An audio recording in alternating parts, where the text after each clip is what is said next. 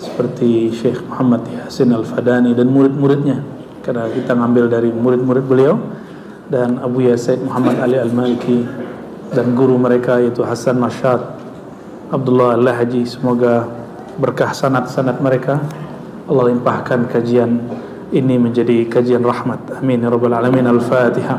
A'udzubillahi bismillahirrahmanirrahim. Ya nusini siratal mustaqim siratal ladzina an'amta 'alaihim. Amin. Masuk surga gampang atau susah?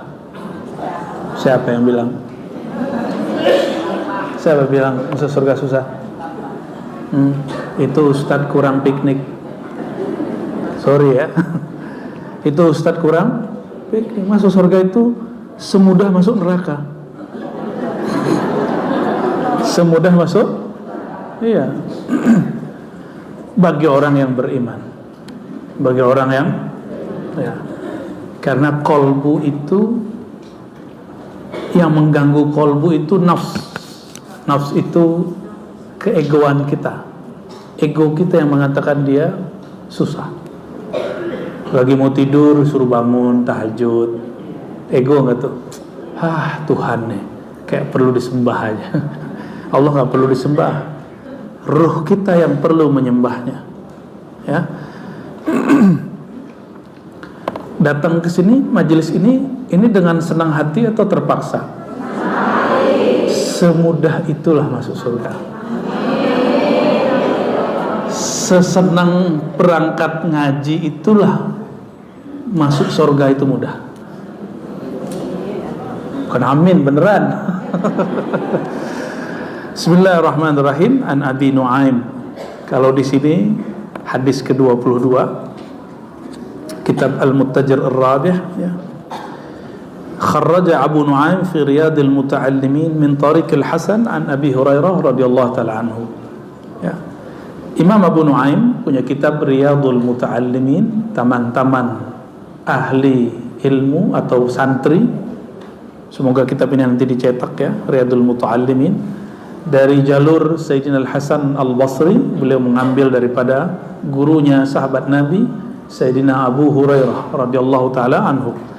Apa kata beliau? Qala Rasulullah SAW. Aku mendengar Rasulullah SAW bersabda, "Ma min rajulin ta'allama kalimatan aw kalimatain aw thalathan aw arba'an aw khamsan."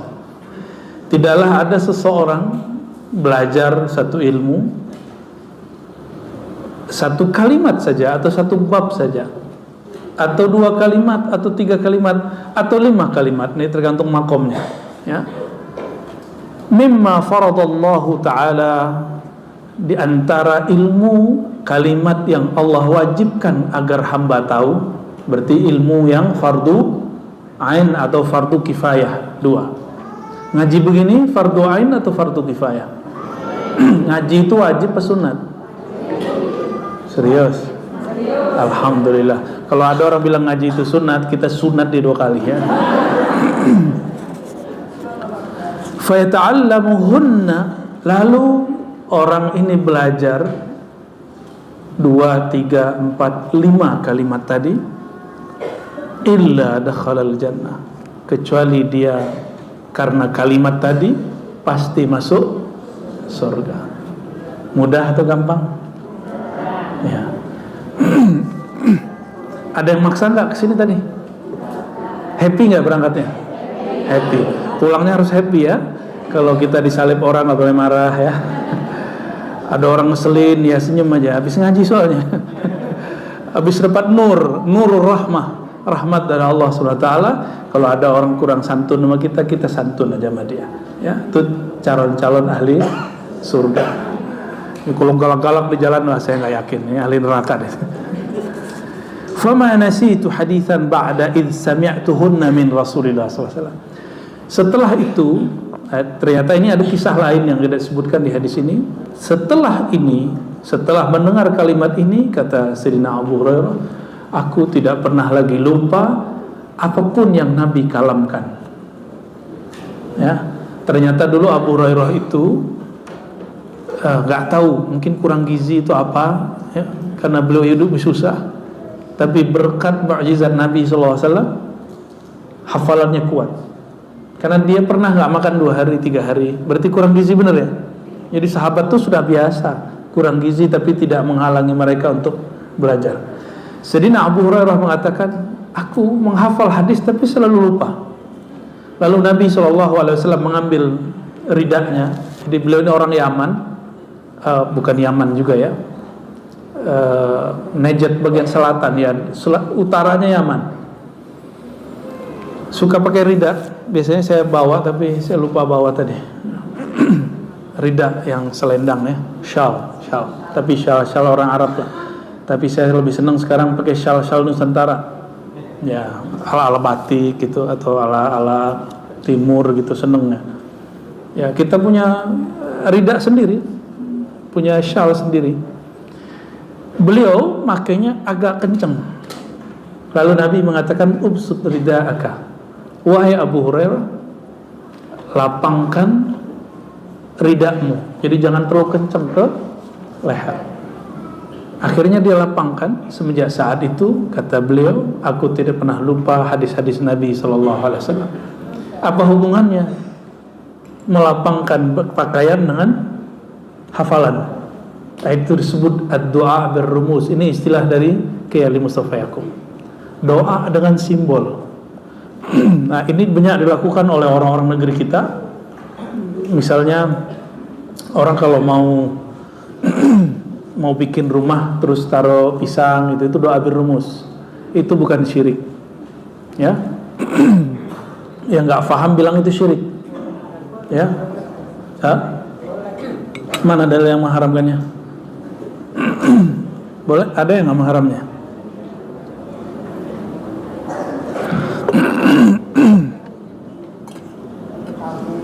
Cabe gitu.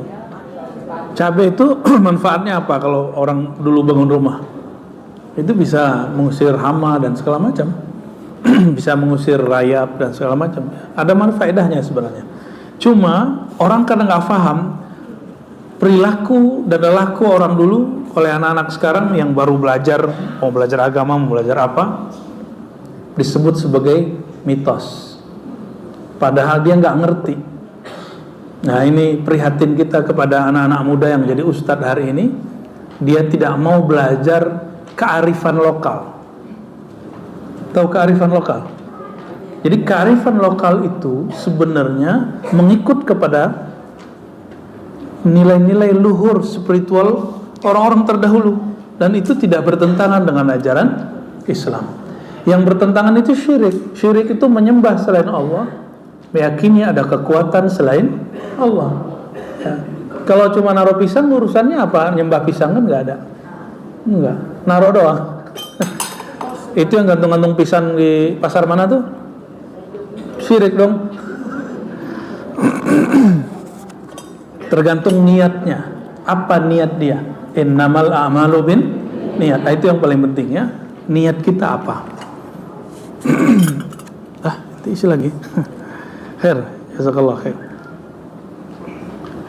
Jadi masuk surga cukup dengan menerangkan 1 bab, 2 bab, 1 kalimat, 2. Kalau kalimat di sini kalimah, 1 kalimat, 2 kalimat, 3 kalimat, 4 kalimat, 5 kalimat masuk ke dalam hati, lalu kita menerimanya dengan tasdik, dengan pembenaran dan taslim, dengan menyerahkan diri kita kepada Allah, masuk surga kok. Mudahkah?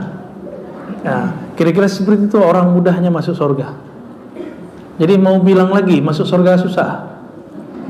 Kurang piknik, kurang ngaji hadis saja. Ya. Kalau enggak mulutnya nanti berhadas. Ya.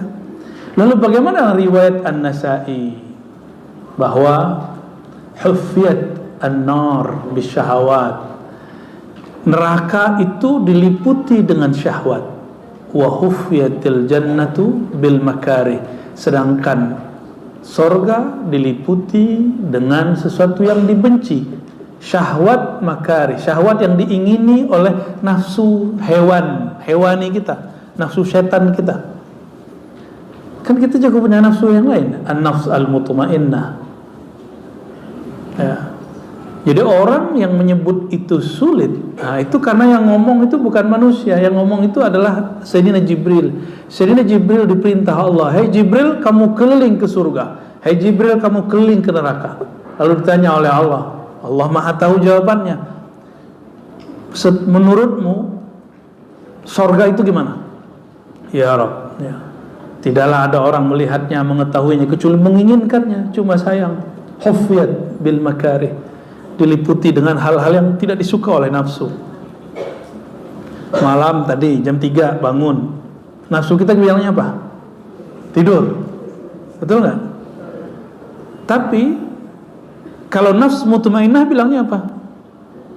Nah, jadi Jibril itu masih punya konsep manusia itu, karena beliau oleh malaikat. Manusia itu dominan nafsiyahnya, egonya, syahwatnya. Itu seperti konsep Jibril dulu ketika ditanya dan para malaikat, "Wahai malaikat, aku akan ciptakan khalifah di muka bumi."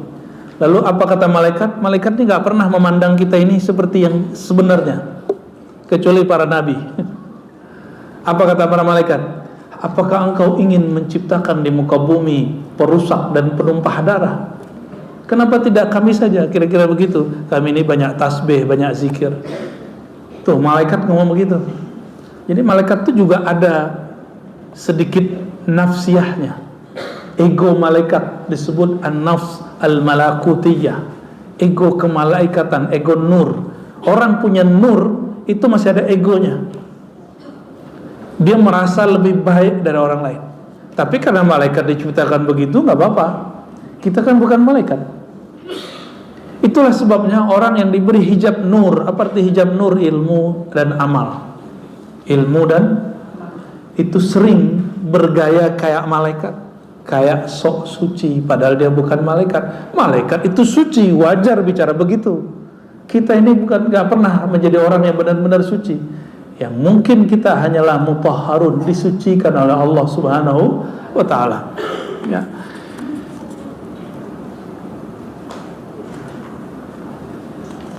Jadi neraka itu sulit bagi apa? Bagi orang yang punya ego syahwat. Sedangkan bagi mereka yang nafsnya sudah menjadi nafs mutmainnah, itu menjadi ringan, ya. Bismillahirrahmanirrahim. Hadis yang berikut diriwayatkan dari Ibnu Majah min Tariqil Hasan, juga dari Abu Hurairah radhiyallahu taala anhu qala Rasulullah sallallahu alaihi wasallam, afdhalus sadaqah. Ini sedekah paling tinggi. Tapi jangan kemudian kamu ngeluarin duit. Pusing nanti Ustadz Karnali, ya.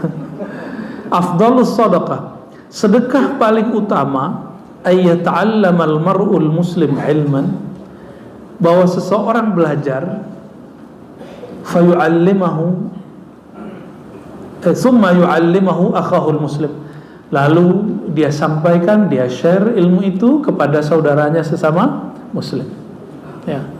Makanya orang paling kaya itu bukan orang berduit, orang banyak ilmu. Kenapa? Karena dia setiap saat bisa bersedekah dan gak perlu mikir-mikir, ya. Udah kayak gitu, pulang-pulang dikasih honor lagi. Jadi enak banget tuh orang dikasih ilmu oleh Allah Subhanahu wa ta'ala, ya. Cuma biasanya kalau saya di masjid yang dia fundraising untuk pembangunan, saya balikin aja tuh honornya. Kadang-kadang masjidnya modus juga, ya. Nggak tega kita mau nerima, ya. Hadis berikut dari Abu Dzar, lebih mulia belajar satu ilmu atau sholat 100 rakaat? Oh iya, sudah nggak usah baca hadisnya, ya. Pintar sudah.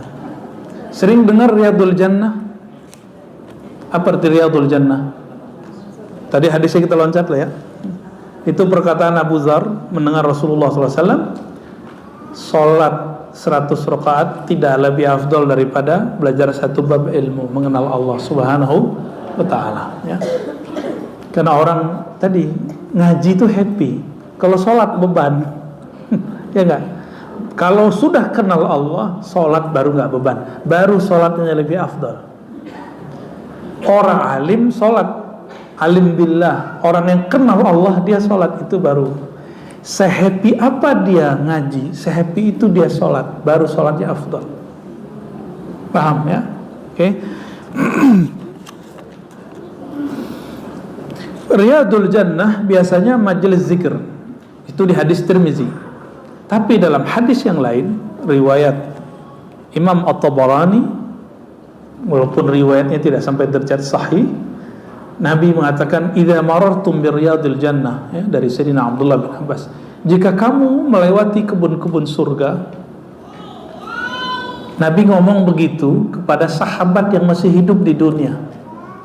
Berarti di dunia ada kebun surga? Ada kebun surga?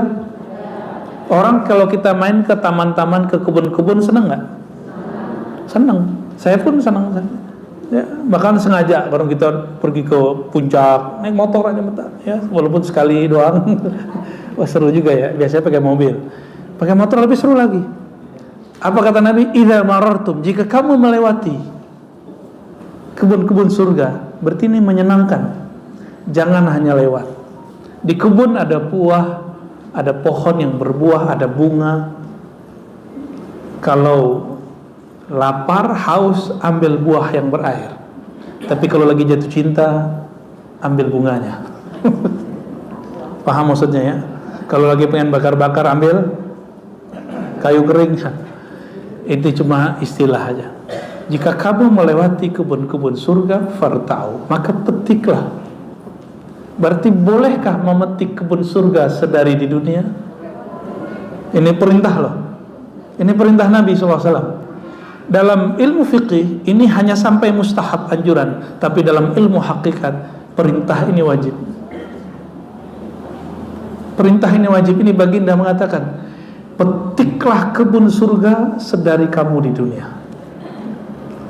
Nah, ada dua riwayat versi. Pertama, apa itu kebun surga wahai baginda Rasulullah? Lalu beliau menjawab, yang pertama halaquz zikr, hadis top Imam Tirmizi, yaitu halaqah zikr, orang keliling kelompok zikir. Maka ini mendukung amalan-amalan istighosah, tawassul, majelis zikir, thariqah, tasawuf, majelis ratib. Nah, semua yang punya begitu teruskan, ramaikan. Kalau di samping rumah kita ada majelis ratib, ramein. Ini aneh, ini bapak-bapak bilang ratib mah emang. Terus bapak mau apa? Mau tahlil? Ya sama aja juga, ratib itu ada tahlilnya. Tapi biasanya bapak-bapak lebih senang ngaji thariqah, ya. Lebih serius katanya, ya. Oke. Sedangkan di riwayat Imam At-Tabarani, hilaquz dzikr itu berarti majalisul ilm, majlis-majlis tempat orang berkumpul untuk ilmu. Majelis kita masuk. Nah, jadi kalau dengar lewat flyernya, pengumumannya, jangan dilewatin doang, ya. Mampir, masuk ke dalam, dengarkan. Coba lihat, kita kan Bapak Ibu ini hari ini hanya memetik. Ini sekarang lagi memetik. Tidak pernah membayangkan bagaimana pohon itu tadi tumbuh. Pohon itu dikasih gula atau dikasih pupuk bau. Dikasih apa dia? Sehingga dia tumbuh. Disiram supaya bagus. Pupuk yang baik, pupuk organik, bukan pupuk urea. Mohon maaf yang punya urea. Tanah kita sudah rusak oleh pupuk-pupuk kimia, ya. Mohon maaf ya, yang punya pabrik kimia, ayolah ya, Anda boleh buat pabrik kimia, tapi buatlah pabrik organik. Karena sayang kepada bumi, karena kita lah khalifah di muka bumi, ya. Saya juga anak petani, ya. Kita ngerti, tanah kita sudah rusak. Dulu ikan-ikan kecil, ikan sawah itu masih hidup, tapi semenjak kena itu apa, pupuk kimia itu panas, kena ikan mati dia, atau dia menjadi cacat. Ya, betul-betul luar biasa, gilanya luar biasa. Ya, kalau betul ini kita khalifah di muka bumi, mari kita rawat alam semesta. Ya, boleh, kita juga nggak larang orang buat pupuk kimia. Mungkin sekarang belum siap, tapi siapkan juga pabrik-pabrik ini untuk buat pabrik yang organik ya. Semoga ini terwujud di negeri kita. Aneh orang Indonesia ngimpor beras tuh aneh. Kita ngimpor kentan tuh aneh ya. Saya beli bahan-bahan itu ternyata masih impor ya. Dan ini aneh, negeri kita bahkan ngimpor ikan ya kan. Waduh, naudzubillah min dzalik. Bapak Ibu yang makanan Allah, kalau kita khalifah di muka bumi, ilmu yang kita pelajari tidak hanya ilmu agama, tapi semua ilmu itu ilmu Allah Subhanahu wa ta'ala. Maka majalisul ilm, seminar-seminar apapun yang membuat kita bergairah ngurusin bumi, itu ilmu tentang keagamaan. Karena salah satu tugas orang beragama adalah menjaga kelestarian alam. Hifzul bi'ah. Ada namanya hifzul bi'ah, menjaga alam ya. Jadi jangan dikira Bu, saya juga belajar ekologi tentang alam. Belajar kepada orang yang dia ngajak, belajarnya kemana-mana ya. Gak perlu kita yang terjun, dia yang terjun, tapi kita jadi tahu, Masya Allah ya. Belajar ilmu itu juga membuat apa yang disebut Nabi Riyadul Jannah, taman-taman surga ya.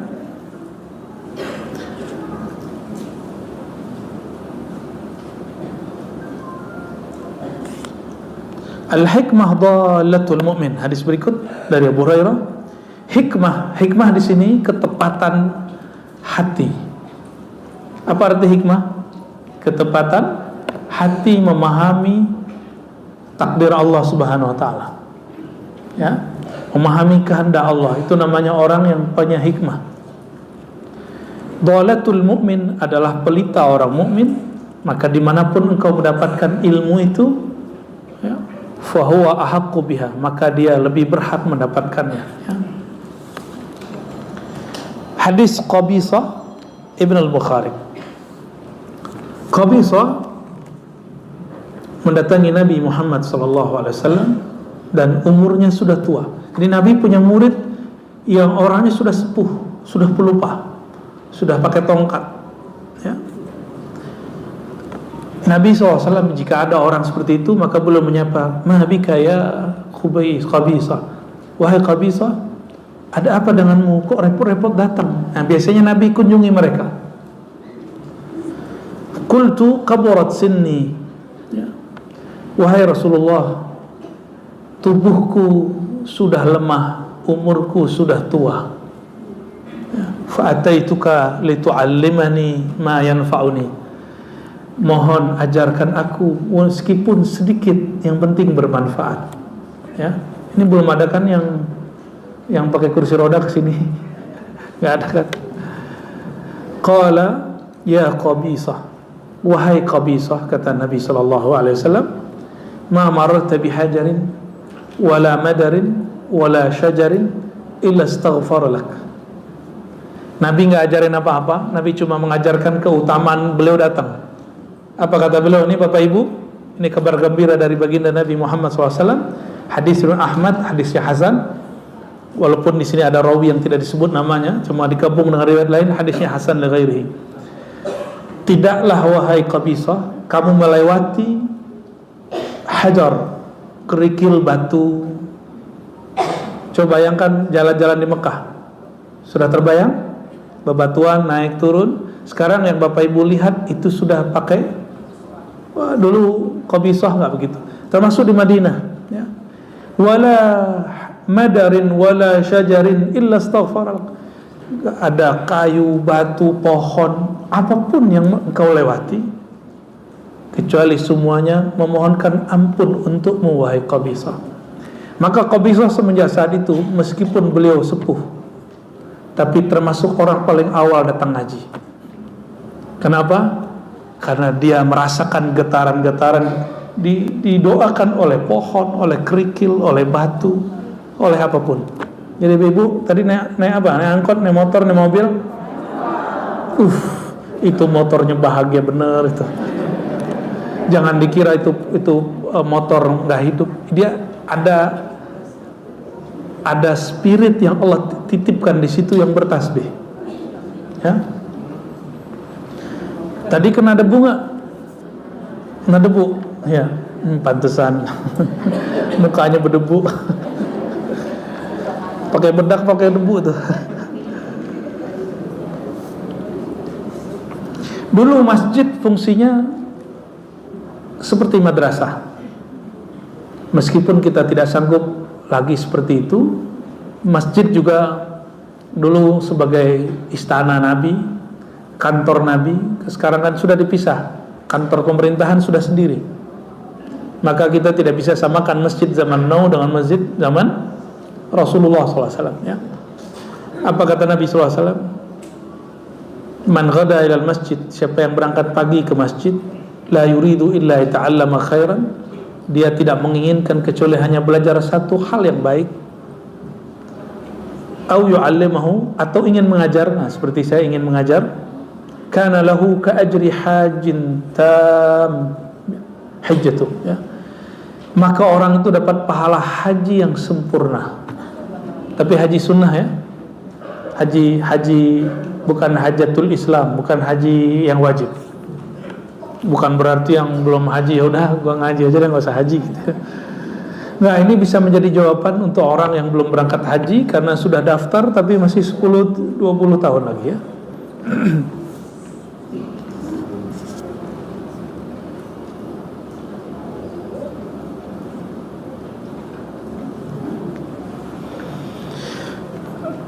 Adakah di antara kita yang nggak berdosa?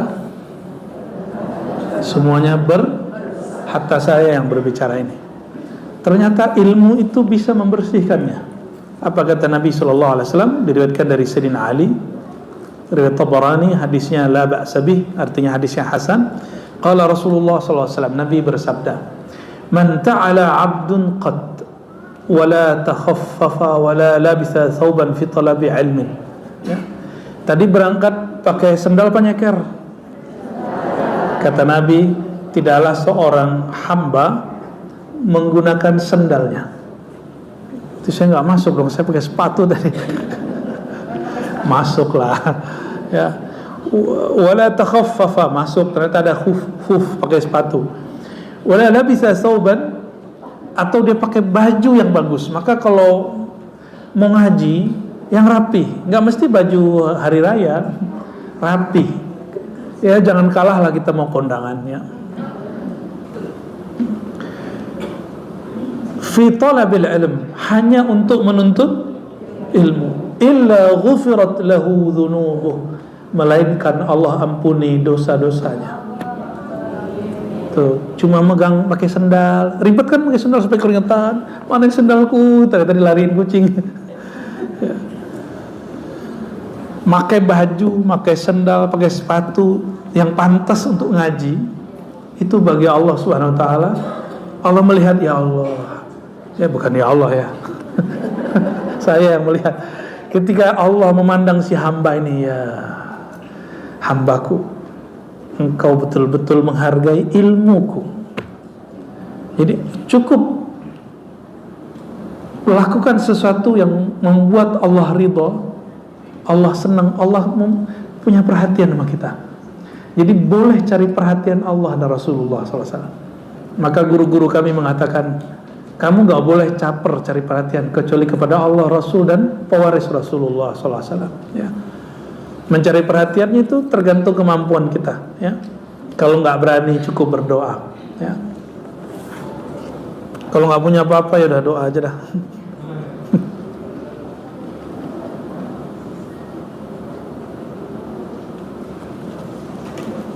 Satu kali Imam Khuzaimah, Ibnu Khuzaimah datang ke gurunya Qutaibah. Masih muda ini anak. Ini anak belum sampai 20 tahun. Mungkin masih 15 tahun. Datang kepada Imam Ibnu Khuzaimah dan mengatakan, wahai Tuan Syekh, umur beliau sudah barangkali di ujung 89 tahun. Ajarkan aku hadis. Kata Imam Qutaibah, wahai Khuzaimah, hafalkanlah Quran. Maka dihafalkan Quran, dia pulang dulu, dia hafal Quran 6 bulan. Tadi yang hafal Quran 6 bulan? Ya, kulhu aja ya. Lumayan lah, baca 3 kali sama kayak baca Quran toh. Menghibur diri aja dari dulu, ya, mendiskon. Lalu setelah 6 bulan dia balik. Apa kata gurunya? Wahai Ibnu Khuzaimah, Iqra'il Quran fi raq'atin. Khatamkan Quran dalam 1 rakaat. Ini anak masih muda. Imam Qutaibah, murid langsung Imam Malik, adik kelas Imam Syafi'i. Namanya siapa? Qutaibah. Ini tahun sudah di ujung tahun 240 Hijriah. Sekarang 1445. Jadi berapa tahun lalu? Ya, 12 abad lalu. Lalu Ibnu Khuzaimah patuh kepada gurunya. Berangkatlah dia, ingin mencari perhatian gurunya. Karena dia seorang santri, tidak punya apa-apa. Dia bukan orang yang berduit, dia bukan orang yang berkuasa, dia bukan orang yang punya otoritas. Dia nggak bisa mencari perhatian dengan yang dia punya, kecuali semangat berilmu. Akhirnya Ibnu Khuzaimah balik. Ketika diketuk-ketuk pintu, Imam Qutaibah tidak nyahut. Diketuk lagi, nggak ada yang nyahut. Ketuk yang ketiga yang muncul anak gadis. Bukan berarti dia jatuh cinta nih ya, nggak ada cerita cinta di sini. Dia nanya, wahai perempuan yang soleha, manakah guruku Qutaibah? Lalu si perempuan nunjuk. Ditunjuknya pas lihat kuburan. Gurumu sudah berpulang kepada Allah. Kira-kira gimana tuh, Bu? Saya pertama dapat hadis ini, riwayat ini, saya nangis. Ya. Ibnu Khuzaimah kemudian sedih. Lalu dia datang ke kuburan dan dia sholat jenazah qadaan. Ya, itu boleh. Di kuburan itu boleh sholat jenazah. Kita belum sempat sholat jenazah, datang ke kuburan kita sholat jenazah di situ. Itu ada di Sahih Bukhari, ada di Sahih Muslim. Namanya qada, sholat qada. Ya. Kan sholat jenazah itu nggak pakai ruku sujud kan, maka boleh sholat jenazah di kubur. Akhirnya beliau datang sana sholat dan dia nggak tahu apa yang beliau kalamkan. Di situ ternyata dapat dapat rahasia dari Imam Qutaibah. Apa itu? Imam Qutaibah dulu diperlakukan seperti itu oleh gurunya, cuma dengan cara yang berbeda. Orang yang mampu menghafal Quran 6 bulan, lalu mampu menghatamkan Quran 1 rakaat, itu dia lakukan mulai dari hafal, dia lakukan bisa menjadi 1 rakaat dalam 6 bulan, berarti setahun. Dia datang sudah tahun 241, gurunya sudah meninggal. Tapi setelah itu apa kata Imam Ibnu Khuzaimah? Aku kalau dengar 1 kalam dari guruku ahli hadis yang lain, guru mana saja, kecuali aku selalu ingat. Ma sami'tu haditsan illa hafiztuhu. Tidaklah aku mendengar 1 kalam saja, kecuali aku ingat sampai huruf-hurufnya, titik komanya. Kira-kira begitu. Itu berkah apa? Berkah disuruh menghafal Quran 6 bulan, lalu membaca Quran dengan hafalannya 1 rakaat. Ada yang sanggup begitu? Wajar. Ibnu Khuzaimah ini murid Imam Bukhari, yang mana Imam Bukhari pun mau belajar kepadanya. Ya, Imam Bukhari punya murid. Jadi setelah itu beliau ngaji kepada Imam Bukhari. Tapi Imam Bukhari lihat ini orang udah banyak ilmu, maka dia mengatakan, wahai Ibnu Khuzaimah, ajarkan aku beberapa hadis. Nah, guru itu gak boleh malu minta ilmu kepada muridnya jika muridnya lebih alim. Ya.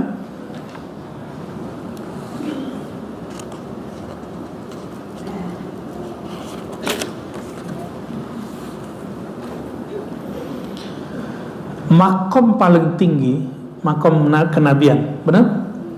Makom paling tinggi, makom kenabian. Di bawah makom kenabian itu namanya makom wali, wali Allah. Wali paling tinggi antara beliau wali-wali itu dengan Nabi itu cuma 1 makom. Wa kharraja aidan bi isnadihi an Ibnu Abbas. Imam Tabarani juga meriwayatkan daripada Sayyidina Abdullah ibn Abbas radhiyallahu ta'ala anhuma qala Rasulullah sallallahu alaihi wasallam, man ja'ahu ajaluh. Nah, ini pahit-pahit. siapa yang ajalnya datang. Ya, kita kan nggak tahu siapa yang ajalnya datang. Jadi ajal itu bahasa Arab tuh bahasa Indonesia. Ya. Wahwa, nah ajal itu bahasa Arab artinya waktu. Siapa yang datang waktunya, maksudnya waktu dia berpisah dengan badannya. Wahwa yatlubul ilma, sedangkan dia sedang mencari ilmu, dia sedang berangkat mencari ilmu, dia sedang mengajarkan ilmu. Laqiya Allah wa lam yakun bainahu wa bainan nabiyyin ila darajatun nubuwah. Maka dia bertemu dengan Allah, jarak dia dengan Allah, dia bertemu dengan Allah, jarak dia dengan Nabi cuma satu makom. Ya. Lam yakun bainahu wa bainan nabiyyin ila darajatun nubuwah. Pembeda dia karena sudah tidak ada lagi Nabi setelah Nabi Muhammad SAW, maka cuma satu darjah. Tapi satu derajat itu ada 1000 makom. Satu makom dilipat gandakan lagi jadi 70.000 makomnya. Maka wali-wali Allah itu ada di satu makom itu ada beberapa derajat. Ya. Makom ilmu, makom zikir itu ada 70.000 derajat. Ya. Antara satu derajat dengan derajat lain itu juga sudah jauh. Coba bayangkan, ada orang meninggal, dia sedang menuntut ilmu, lalu ilmunya belum banyak, lalu dia ditaruh di belakang para nabi. Mau ketemu Allah dia taruh di belakang para nabi. Indah gak tuh? Pernah diundang orang penting gak? Enggak ya? Kasihan deh lo. Pernah diundang sama orang penting gak? Gak pernah ya? Ya sudahlah. Ada orang penting manggil kita di keramaian, pernah gak? Enggak juga, emang gak penting sih ya. Makanya punya ilmu. Nuntut ilmu lah ya, nuntut ilmu. Biar kita penting di sisi Allah Subhanahu.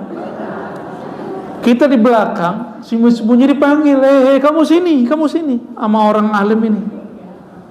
Ditaruh di depan, suruh duduk di depan. Seneng gak? Ya. Kawan saya diundang oleh seorang menteri sholat id, diundang pakai kartu undangan. Dia duduk di sampingnya menteri, pada menteri dunia loh. Senangnya bukan main kemana-mana cerita selfie, cetet. Padahal tadinya nggak nyoblos Jokowi.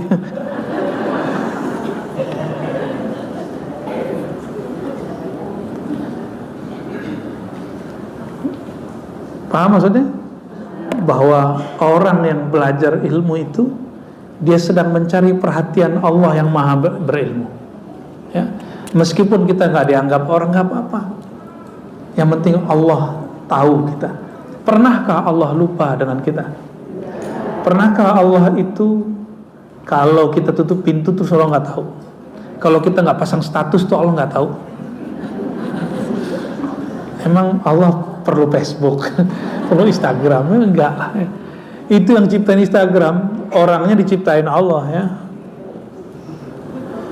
Betapa tingginya derajat orang yang santri, apalagi yang alim, apalagi yang arif billah, yang kenal kepada Allah Subhanahu wa ta'ala ya.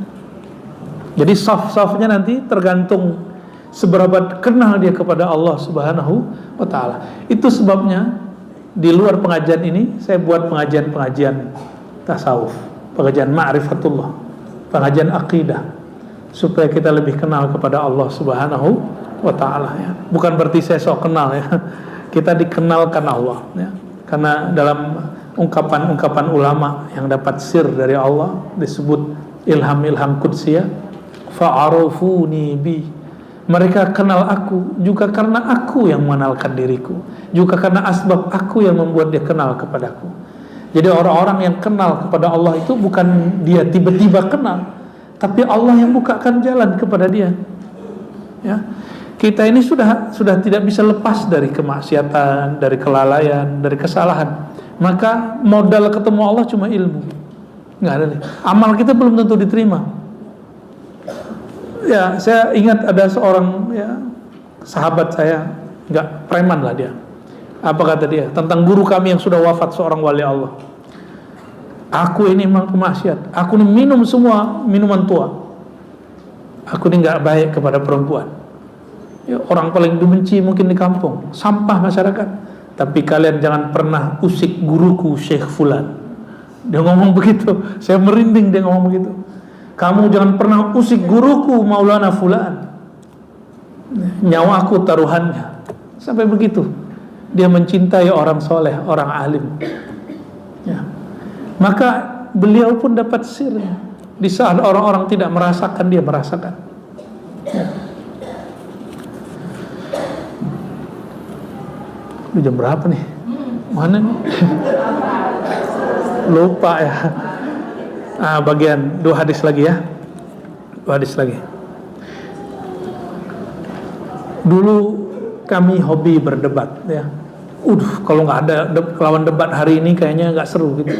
Kita cari di mana-mana, nongkrong di mana, ngafe di mana. Ya, dulu rasanya debat itu kayaknya berilmu. Ternyata berdebat itu bukan berilmu, tapi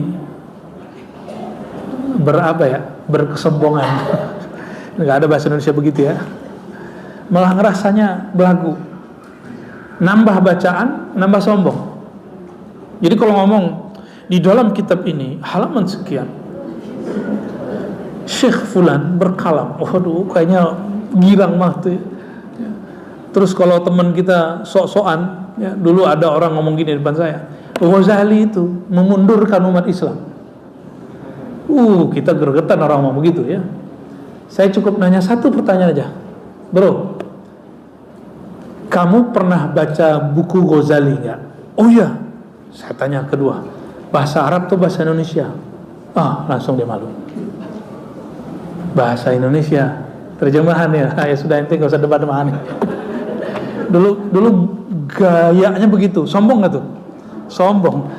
Maka orang debat itu walaupun benar sombong. Jadi debat yang dibolehkan cuma satu hal darurat. Kalau ada ulama kita nasibnya berbahaya, baru boleh debat. Itu pandangan Imam Baqillani, murid daripada Imam Ibnu Mujahid. Ibnu Mujahid murid dari Imam Asy'ari. Imam Baqillani ditanya, kenapa kamu buat majelis ilmu yang isinya berdebat? Apa kata beliau? Kalau kita nggak berdebat di Baghdad ini, maka nanti aliran sesat aliran ekstrim akan menguasai negeri, lalu guru-guru kita dan Anda akan disiksa oleh mereka. Ya. Nggak boleh ngajar ya. Indonesia ini sudah dapat nikmat besar ini. Nikmat besar negeri ini yang dilupakan oleh para ustadz, para penceramah adalah kebebasan berceramah, kebebasan bermajelis, dan itu tidak ada kecuali hanya di Indonesia. Bapak Ibu cari negeri manapun, itu nggak ada yang sebebas negeri ini ya. Kalau nggak percaya pergi ke Saudi lah. Guru kami buat majelis diam-diam. Mau baca rotib, itu kunci dulu pintu. Mau bikin maulid, itu di lantai sekian, kunci pintu biar nggak ganggu orang. Kita buat maulid tutup jalan, nggak usah izin. Orang, maulid ini gue kualat nanti kalau lewat nyamping kita. Ya. Kecuali nggak paham, ya bid'ah nih, ya. Begitu.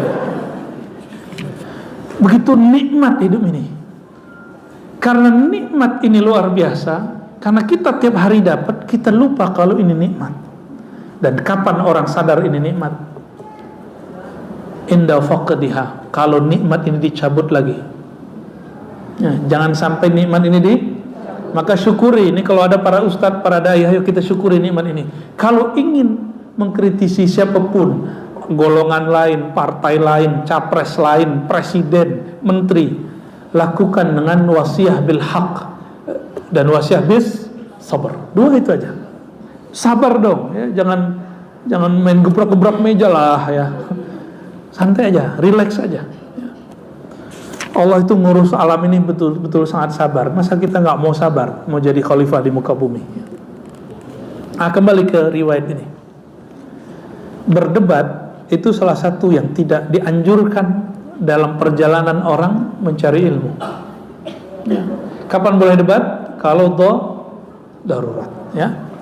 Bismillahirrahmanirrahim. An Nabi Umamah radhiyallahu taala anhu qala Rasulullah sallallahu alaihi wasallam, man tarakal mira'a, siapa yang meninggalkan berdebat, baik berdebat offline ataupun online sama, berdebat di Facebook, berdebat di WA, sama.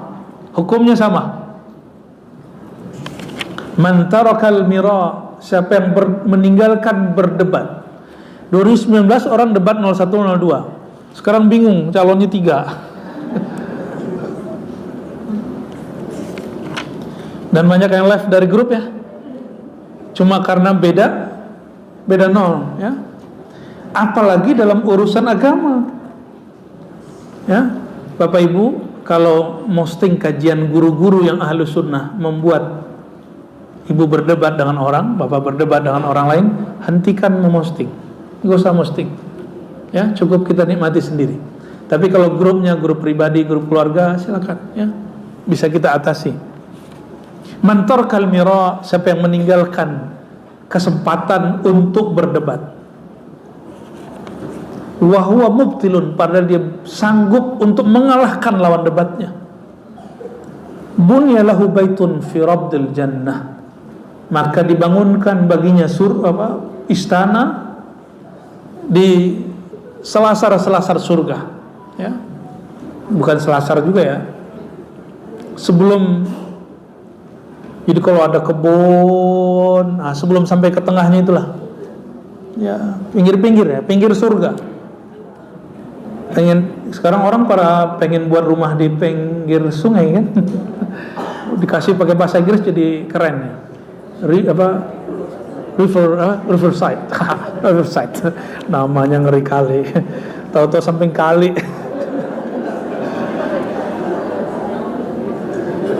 Kalau samping danau apa? Ya begitu-gitulah ya.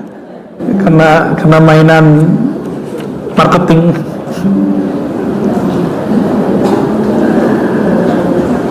Man tarakal mira wa huwa muhiqqun, siapa yang meninggalkan perdebatan. Ini lagi debat nih, dia tahu dia benar. Kalau tadi belum debat, mau debat, dia tahu dia cara ngalahin orang gitu. Yang ini dia berdebat, selagi debat ngeliat orang ini kok ngotot ya, pokoknya kan ada orang ngomong gitu ya. Nah, wa huwa muhiqqun, dia tahu kalau kita ini benar, tapi orang di sono merasa paling benar. Bunya lahu baitun fi wasatiha, lagi debat begitu dia tinggalkan, maka orang seperti ini dibangunkan istana di tengah surga. Wa man hasuna khuluquhu bunya lahu baitun fi alaha, siapa yang bagus akhlaknya, dihina, disalah-salahkan, dicaci maki, bahkan mungkin disesatkan, maka Allah bangunkan istana yang paling tinggi di surga ya. Pilih mana? Ini riwayat Imam Abu Dawud, Ibnu Majah, Tirmizi, dan waqala Tirmizi haditsun hasan, hadisnya hasan. Hasan itu sama dengan sahih dalam pengamalannya.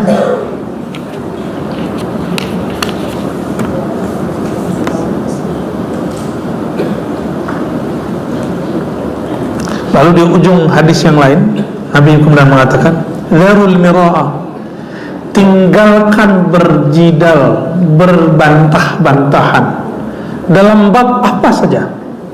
Tapi biasanya yang dilarang oleh Rasulullah itu dijadiin sebagai program. Jadi program TV kan? Benar nggak? Kayaknya kalau orang itu nggak muncul nggak seru. Tahu kan maksudnya? Orang tuh kalau muncul di TV itu tuh kayaknya nggak seru.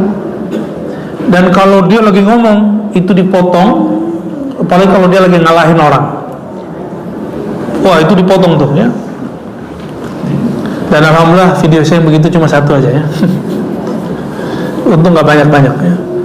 Antum yang motong ya.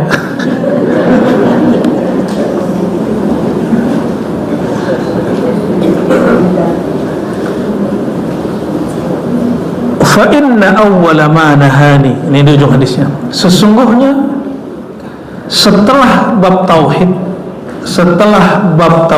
menyembah Allah, melarang menyembah berhala, yang pertama Allah larang dariku adalah al-mira, berbantah-bantahan ya. Tapi orang hari ini ngajar tauhid sembari bantah orang benar nggak? Makanya kita nggak terima. Ya. Mau nyalahin ziarah kubur, mau nyalahin tawasul, tapi pakai bantah-bantahan. Ya. Dan perhatikan dulu hadis ini. Orang-orang hari ini katanya Ahlus Sunnah, katanya ingin ikut ulama salafus saleh, tapi tidak menggunakan adab kenabian. Sayyidus salaf, penghulunya salaf Nabi Muhammad SAW. Dan beliau mengatakan, orang yang meninggalkan debat, bahkan orang yang berakhlak baik, yang bertutur kata baik, bunyalahu baitan fi'al jannah, Allah ciptakan bagi dia istana di surga yang paling tinggi, dan istana juga paling tinggi. Dan siapa orang yang ikutin akhlak ini, akhlak salaf yang sejati ini, ngurangin bantah-bantahan, ngurangin nyalah-nyalahin orang, itu masuk daripada ya, bagian dari akhlak Nabi Muhammad SAW. Seandainya Nabi masuk Mekah, masuk Madinah, nyalah-nyalahin, kira-kira umat Islam sebanyak ini nggak sekarang? Ya mungkin. Maka siapa yang berdakwah, yang suka mencari kesalahan, kurangi. Ya, termasuk mau dia Ahlus Sunnah, kita nggak usah juga cari-cari kesalahan Wahabi. Ya, kecuali kita sedang disalahin dia, baru kita bantah. Ya, membantahnya pun sebatas untuk menguatkan jamaah yang Ahlus Sunnah, bukan untuk merasa benar di hadapan orang lain.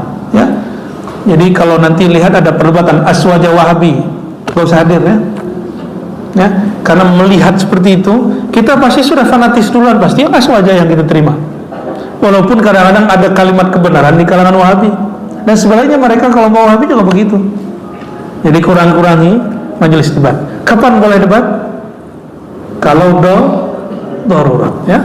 Barangkali itu Ustaz Karnali Syazili, ya, namanya ngeri kali, ada Imam Syazili.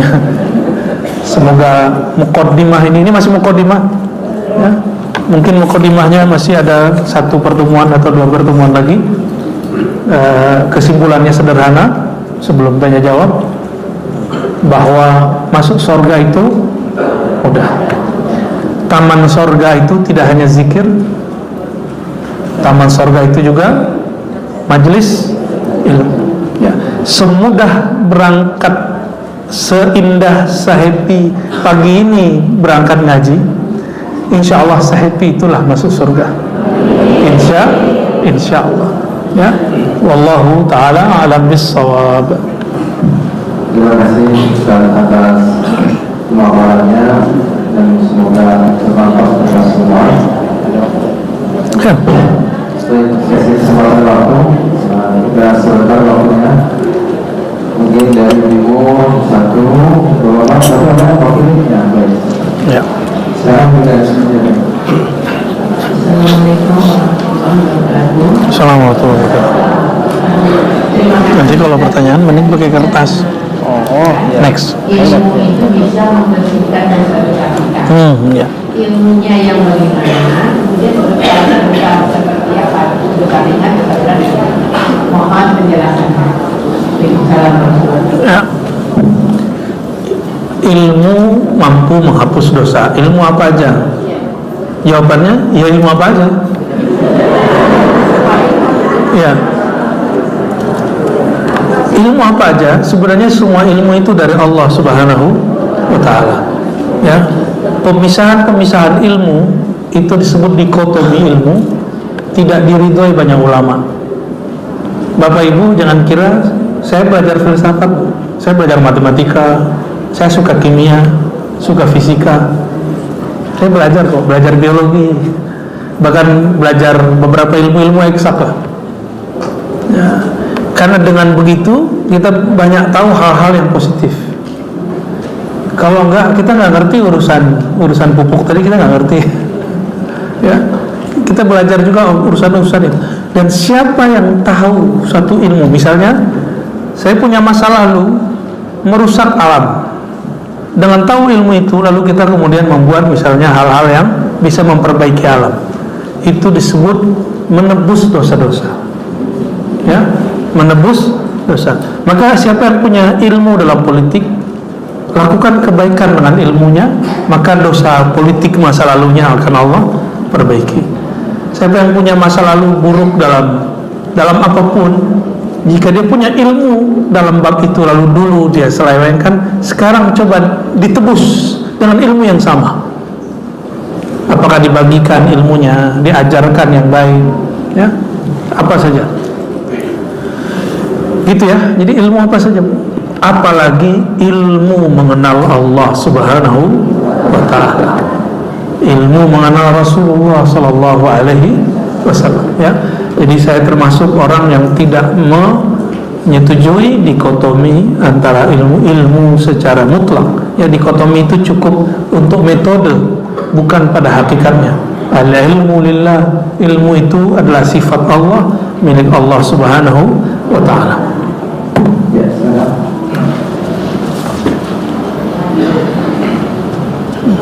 Assalamualaikum, Buya, mau nanya. Tadi kan Buya menyinggung masalah perdebatan. Kalau misalnya yang meninggalkan perdebatan itu akan mendapatkan surga. Dan juga saya mau bertanya, Buya, sebagai mahasiswa khususnya juga dari lulusan Buya di Ciputat, Jakarta. Nah, namanya perdebatan itu kan pasti hal yang sangat biasa, Ustaz. Dan juga kalau misalnya perdebatan itu bisa kalau meninggalkan perdebatan apakah bisa mendapatkan surga, jaminan surga. Kalau misalnya kita membenarkan kita sebagai yang merasa benar, Ustaz, kita melakukan kebenaran.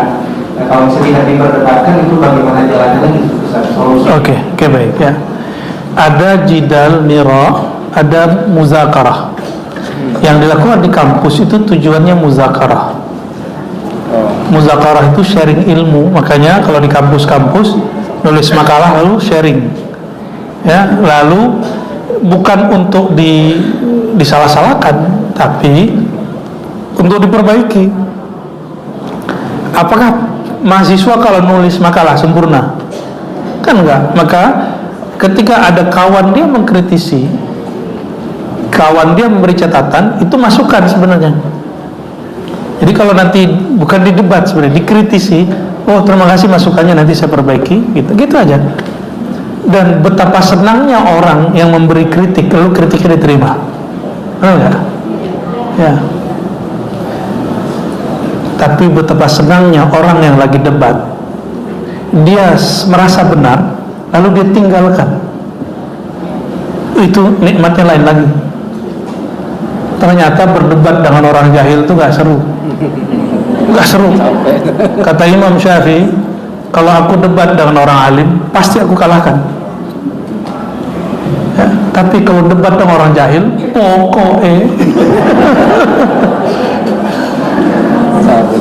beliau langsung mundur. Oh gitu. Jadi saya kalau ada orang, misalnya kita lagi pegang tasbih, dulu di Istiqlal saya ngajar pegang tasbih, tiba-tiba ada orang lewat pakai, oh masya Allah, kayak pakaian kita, pakai gamis, jenggotnya lebih panjang dikit dari saya, ya cuma tetap tipis-tipis, ya, kopiahnya nggak jelas kopiah apa itu. Kita lagi pegang tasbih tuh, hari gini pegang tasbih, katanya beda bro, ngomong gitu. Dia nggak tahu kalau saya pengajar nih Istiqlal, karena waktu itu saya pakai celana, nggak pakai gamis. Oh makasih mas, mau gitu dong. Kita tinggal, karena dia mau ngajak debat, dan bahagianya bukan main. Ya capek debat sama orang yang nggak ngerti. Kita udah sebutin riwayat 10 aja dia nggak percaya. Orang jahil itu nggak percaya deh. Pokoknya manhajnya tidak benar. Nah, ada kalau udah ngomong manhaj, terus manhaj yang benar gimana bro? Kita tanya satu hadis dia nggak bisa jawab. Ya, dari dulu debat itu orang selalu merasa benar. Saya ngetes ada orang yang sok tahu. Kita sebutin dalam kitab. Kamu tahukah kitab Imam Musnad Abu Ya'la? Waktu itu Musnad Abu Ya'la belum sanggup dibeli orang-orang seumur dia. Dia bilang, oh saya sudah baca semua dan tidak ada di situ. Ya kita senyum aja. Ya udah nggak usah debat bro. Kita tahu purpose dia bagaimana. Ya. Orang berdebat itu sering bohong, makanya Rasulullah nggak suka. Orang berdebat itu sering merasa benar, padahal kebenaran hanya milik Allah Subhanahu wa Ta'ala. Ya. Kita itu cuma ketitipan kebenaran, bukan orang yang punya otoritas kebenaran. Maka kalau ada orang tidak mempercayai kita benar, wajar, karena al-haq min rabbik. Nah ini pegang ya. Al-haqqu mir rabbik, kebenaran itu dari Allah. Yang layak disebut selalu benar, maha benar cuma Allah. Maka Allah bernama Al-Haq. Lalu kalau kita merasa sudah benar nih, masih dianggap salah sama orang, bahkan suami istri mungkin merasa benar, tapi kok merasa belum dianggap benar. Betul, kita ini bukan maha benar. Jadi jangan ngeluh terus ngomong, gua ini udah benar kok masih dianggap salah. Nah, itu orang sombong itu ya. Jangan ngomong gitu. Kita cukup renungi ayat ini dan katakan wajar. Yang maha benar cuma Allah Subhanahu Wa Taala. Ya, barangkali itu kajian kita pada pagi ini. Ya, mau doa. Nanti gak usah salaman ya. Astagfirullahaladzim. Mari kita doa. Kita memohon kepada Allah, semoga majelis ini menjadi mahar masuk surga, menjadi mahar membuat Allah punya perhatian kepada kita. Astagfirullahaladzim. Na'udzubillahi. Bismillahirrahmanirrahim. Allahumma ya Rahman ya Rahim ya Karim ya Azim ya Sami' ya Basir, salli ala Sayyidina Muhammad. Ya Allah yang maha melihat, yang maha mendengar, ya Alim ya Khabir, yang maha tahu. Engkau maha tahu ya Allah, bahkan sebelum kami ada, sebelum kami dicipta, Engkau maha tahu bahwa kami akan duduk di sini. Kami akan menyebut-nyebut hadis-hadis daripada kekasihmu Nabi Muhammad SAW. Sebagaimana Engkau tahu ya Allah, maka izinkan kami untuk mendapatkan pengetahuan mengenal Engkau, pengetahuan mengenal kekasih Engkau Nabi Muhammad SAW. Allah marzuqna ilman nafi'an. Ya Allah, curahkanlah ilmu yang bermanfaat masuk ke dalam diri kami, sehingga bermanfaat di setiap nafas kami, dan bermanfaat ketika nyawa berpisah dengan badan kami, bermanfaat saat kami masuk ke alam kubur, padang mahsyar, dan dihisab, dan sampai akhirnya Engkau meridhai kami masuk surga-Mu. Allahumma ya Allah, salli ala nabiyina Muhammad. Sampaikan salam kami, rindu kami kepada Sayyidul Alimin, penghulu orang-orang yang paling tahu, orang yang paling berilmu, itu Nabi Muhammad SAW.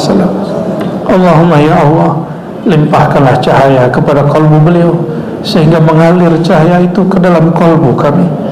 Allahumma ya Allah, kami tidak layak disebut sebagai penuntut ilmu, karena masih ada sesuatu yang kami tuntut melebihi ini. Maka pagi ini ya Allah, ya musarrifal qulub, ya muqallibal qulub, wahai yang mengarahkan kalbu kami, wahai yang mengubah kalbu kami, ubahlah hati ini, ubahlah jiwa ini dari mengejar dunia, mengejar akhirat, daripada mengejar akhirat, mengejar Engkau ya Allah.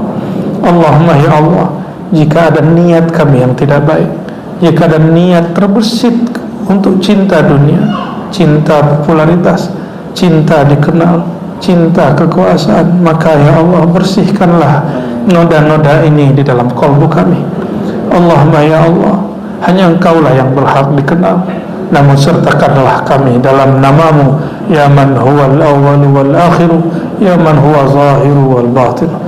Allahumma ya Allah, ya nur, ya nur, nawwir qulubana bi nuri ma'rifatik. Ya Allah, izinkan nur ma'rifatmu menerangi kalbu kami, menerangi ruh kami. Allahumma ya Allah, nawwir buyutana bihubbika wa hubbi nabiyyika. Ya Allah, cahayailah rumah tangga kami, tempat tinggal kami, kampung kami, negeri kami dengan cinta kepada Engkau, cinta kepada Nabi-Mu. Wa auzi'lana ya Rabbana asyukra. Ya Allah, bagikanlah satu sifat untuk kami, yaitu sifat syukur ya Allah, sifat berterima kasih kepada Engkau. Namun Engkau mengatakan ya Allah, tidaklah disebut bersyukur kepadaku sampai bersyukur kepada hamba-hambaku. Maka jadikanlah kami orang yang gampang menghargai orang lain. Ya Allah, ubahlah hati kami yang tadinya keras menjadi lembut, yang tadinya susah berzikir menjadi mudah berzikir, yang tadinya gampang marah menjadi penyabar, yang tadinya mudah tersinggung menjadi mudah untuk memaafkan. Ya Afuun ya Karim, wahai yang maha pemaaf, wahai yang maha karim, pemurah dan mengalah, berikan kami dua sifat ini ya Allah, sifat pemaaf dan sifat mengalah. Allahumma ya Allah, terakhir kami memohon ya Allah, نسألك أن ترزقنا الاستقامة على شهادة الغراء وطريقة البيضاء والحقيقة المحمدية برحمتك يا أرحم الراحمين. Ya Allah, kami memohon takdirkanlah kami menjadi hamba yang istiqamah, yang selalu berjuang untuk kebenaran Engkau. Namun jangan jadikan kami merasa paling benar.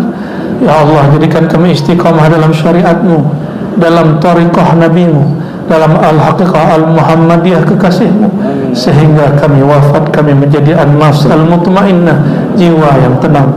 Ya ayyatuhan nafsul mutmainnah, irji'i ila rabbiki radiyatan mardiyah, fadkhuli fi ibadi wadkhuli jannati.